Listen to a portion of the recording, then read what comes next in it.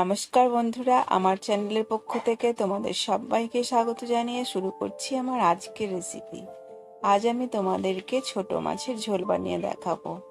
আজকে পিয়ালি মাছের টমেটো দিয়ে ঝোল বানাবো।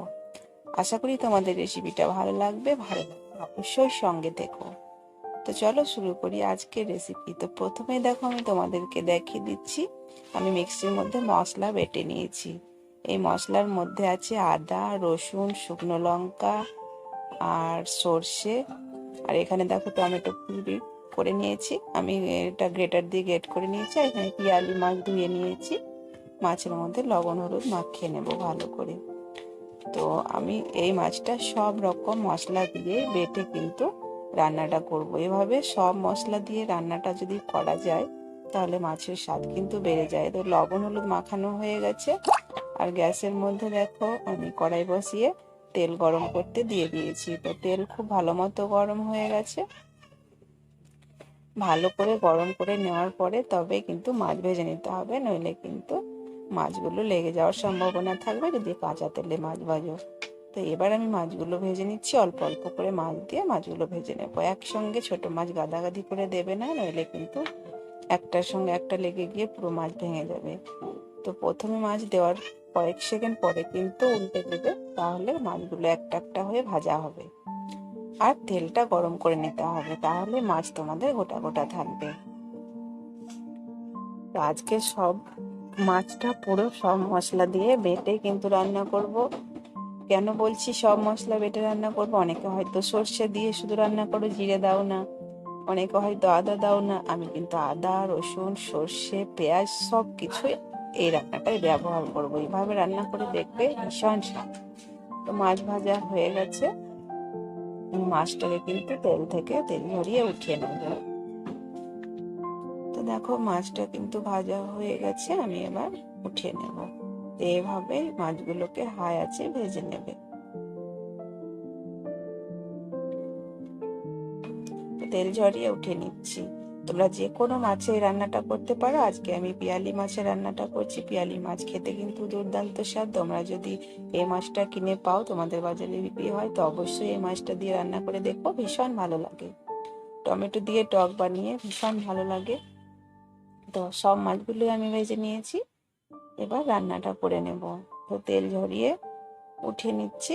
আর ওই তেলের মধ্যে আমি আরো কিছুটা তেল দিয়ে দিচ্ছি। 2-3 চামচ সর্ষের তেল দিয়ে দিচ্ছি। তেলটা খুব ভালো গরম করে নিয়েছি। তেলের মধ্যে এবার আমি দিয়ে দিচ্ছি অল্প একটু হলুদ। এবার দিয়ে দেবো 1/2 চামচ মতো পাঁচফোড়ন। বেশ আর কিছু দেবো না। পাঁচফোড়নটা ভাজা ভাজা হয়ে গেছে। এবার আমি টমেটো পেস্টটা দিয়ে দেবো।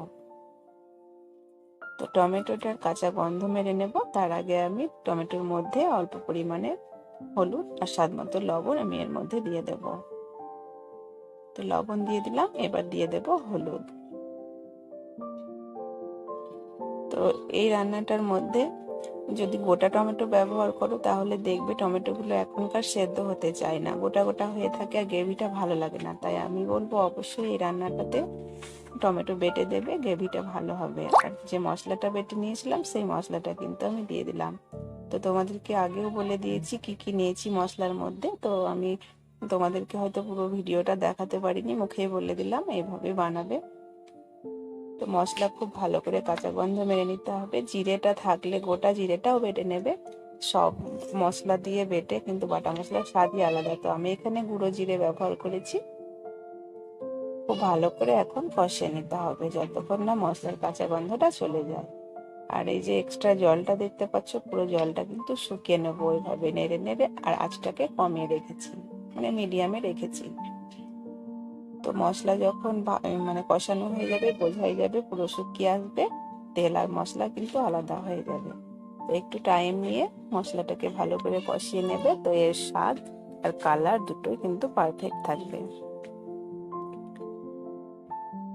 তো এইভাবেই তোমরা বাড়িতে বানাবে, ভীষণ ভালো লাগে। আর আমার রেসিপি কেমন লাগলো আমাকে অবশ্যই কিন্তু তোমরা জানাবে। ভালো লাগলে কিন্তু লাইক শেয়ার করতে ভুলবে না।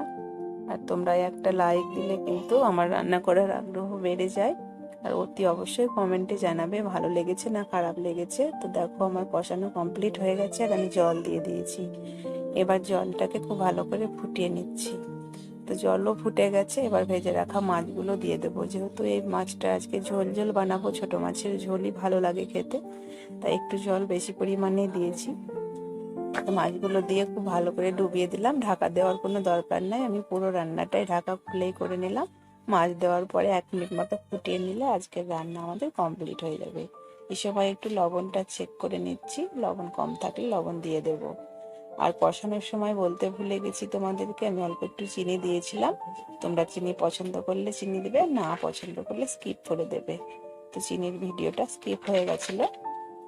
দেখো আমার এতে লবণ কম মনে হচ্ছে রান্নাটায়, তো একটু লবণ দিয়ে দিলাম। তো একটু ফুটিয়ে নিচ্ছি, তারপরে নামিয়ে নেবো। আজকের রান্না কিন্তু আমার একদম রেডি। তো তোমরা অবশ্যই এভাবে বানাবে, দেখবে ভীষণ ভালো লাগে যদি কখনো না বানিয়ে থেকেছো।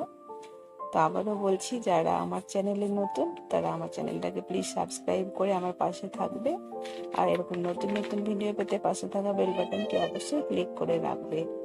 আর বেশি বেশি করে লাইক শেয়ার করতে কিন্তু ভুলবে না। আজকে এ পর্যন্তই, ভালো থেকো, দেখা হবে পরের ভিডিওতে।